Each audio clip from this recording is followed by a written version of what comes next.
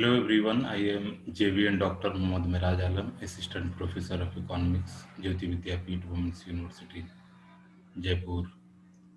In this section of video, I will discuss about the rationale of economic or for rationale for economic reform in India. This is the part of Indian economy, a paper which taught uh, at the level of second semester BA B.Ed student. Before this video, I have already make one video on the economic reform, the crisis which led to the economic reform. In this video, I will discuss about the what was the rationale or need of the planning in India, right? What is the rationale for the economic reforms in India? Sorry, it's not a planning; it's an economic reform. Okay. Before going to discuss the rationale of the economic reform in India, I will discuss something uh, more about it, right? After attainment of independence, India adopted the regime of economic planning with a glorious vision of resurgent India. Okay, it aimed to marching firmly on the path of progress while ensuring an equitable distribution of nation's wealth. Policies relating to licensing focused on public sector, putting infant industry argument for imposing trade barriers, import substitution policies, etc. This gamut of policies led to overprotection, inefficient resource allocation, utilization, high revenue deficit, mismanagement of farms and the economy, poor technological development, and a shortage of foreign exchange. Right? Uh, Sometimes protection will lead to the or leads to the underutilization of resources, right? Sometimes protection encourages to the red tapeism in the system, which was catastrophic for the India, right?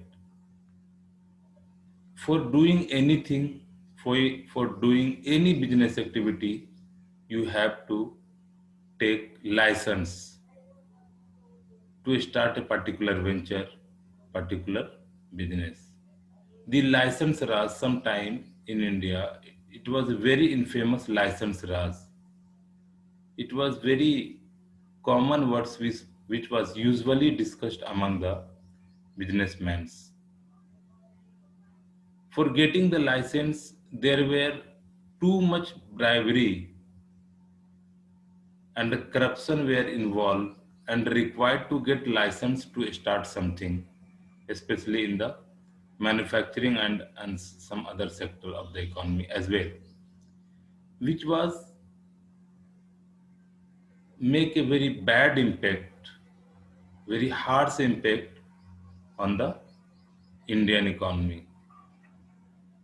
Right. If a economy is not good for the businesses, how one can expect that investment should take place and investment will take place in the economy? For taking investment, for creating good environment, business environment, and economic growth in the economy, one should create a very uh, good environment for the business and a conducive environment for the business activities, for the investment, for the saving. Otherwise, no one want to indulge in such an tough process where before walking into any sector, you have to take permission first. The officers of the government were so much corrupt before getting permission, before giving permission, they demand openly so much amount as a bribe money. Right? This this were the situation at that time, which led to the which forced to reforms in Indian economy. Inefficient resource utilization, high revenue deficit, mismanagement of the firm and the economy, poor technological development and shortage of foreign exchange. These were the problems Indian economy facing at that time. This was the period before 1991. The resultant stress and pressure compelled the government to revisit the policy which was they already formulated for the economic development. Government forced to revisit their own policy and they which in a broad sense came to be identified as a economic reform, right? The principal aim of economic reform was to enter an era of globalization, which meant a free flow of goods and services, free flow of technology, and a free flow of capital, and the free movement of human beings, especially labor from one country to another. Economic reforms therefore required integrating the Indian economy with the world economy, and the emphasis in economic reform shifted to export-led growth strategy from import substitution strategy. Earlier, India's strategy of economic growth was a import substitution strategy. The strategy after the reform were shifted to the export-led growth strategy. Indian economy start more robust than before after the economic reform.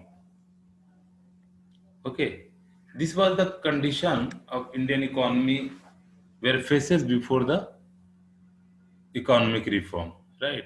Now come to the rational part of the economic reforms. What was the rationale of economic reform? Right. Indian economy was highly regulated during the first 4 decades of planning. Highly regulated means too much intervention of the government in any sector of the economy. Regulation only comes from the government, right? But it should not be too much. As classical pointed out that government should not, as classical economists pointed out that government should not intervene too much in the economy. Government should only play the part of referee in the economic system, right? They provoke the laws. Economy should be function on the basis of demand and supply, not by intervening of any government, right?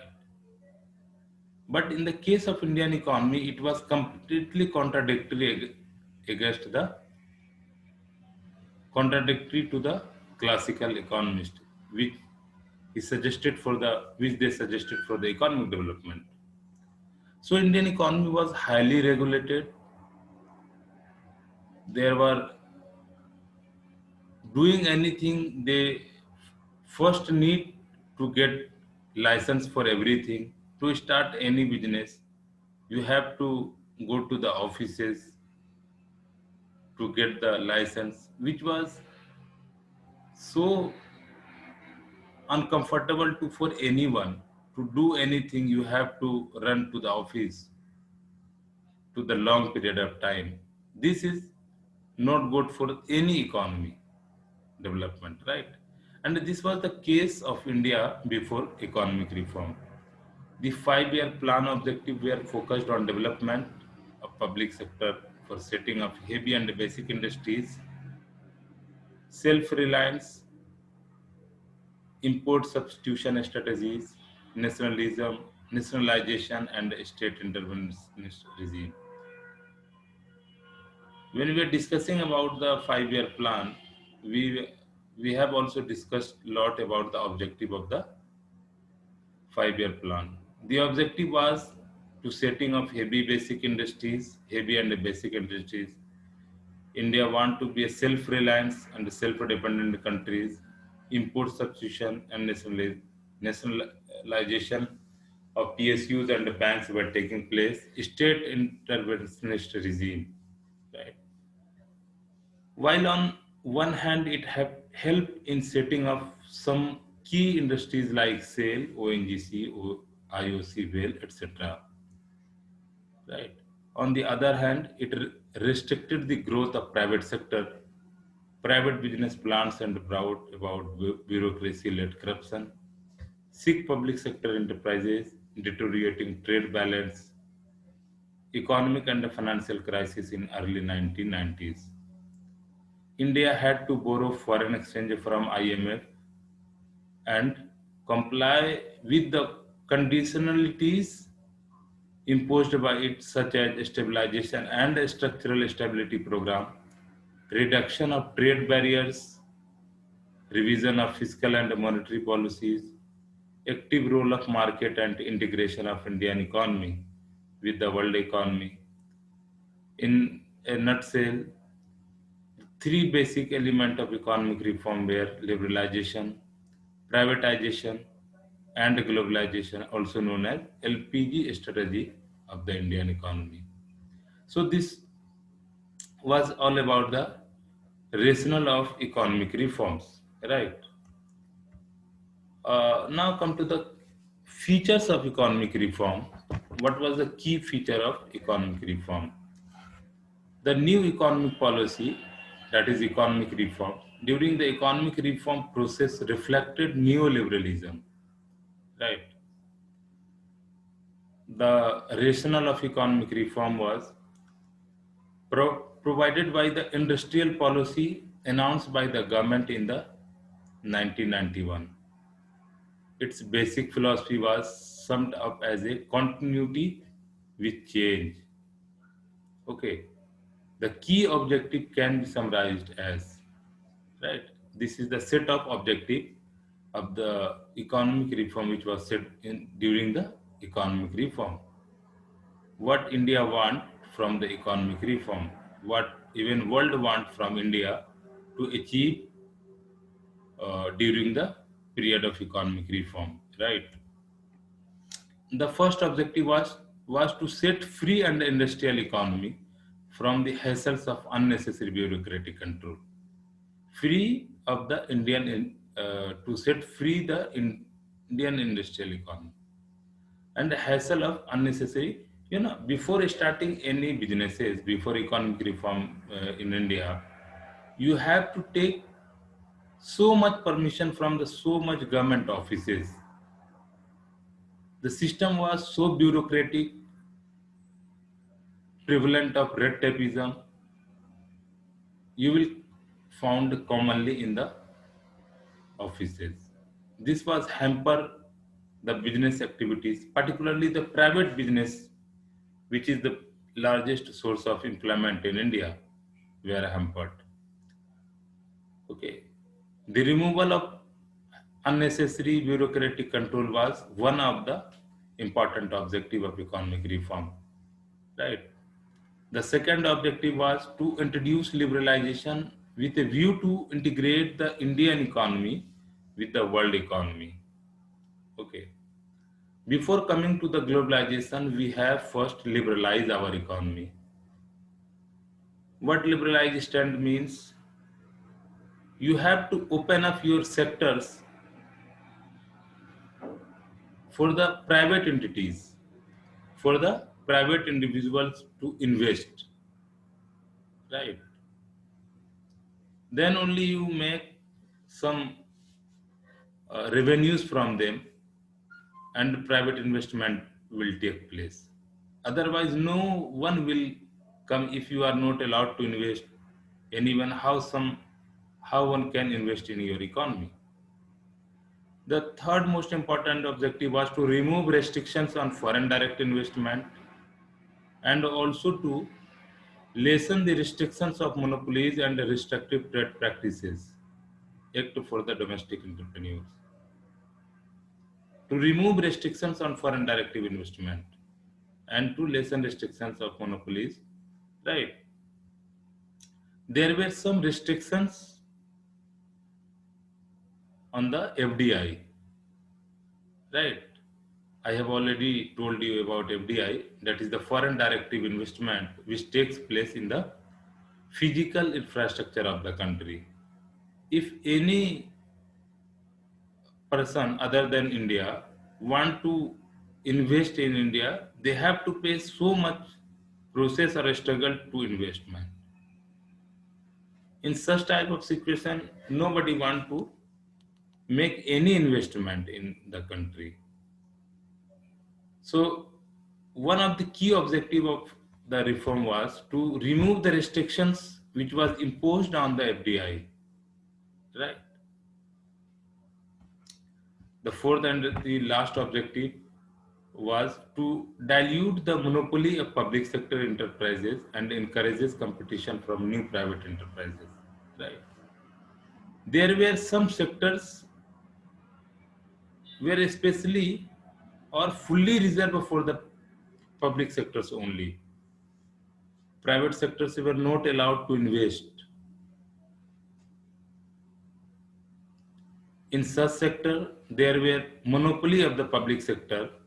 Monopoly leads to inefficiency of the government employees and managerial boards, which led to devastation in the form of revenue losses, in the form of product losses, takes place in the big PSUs in India.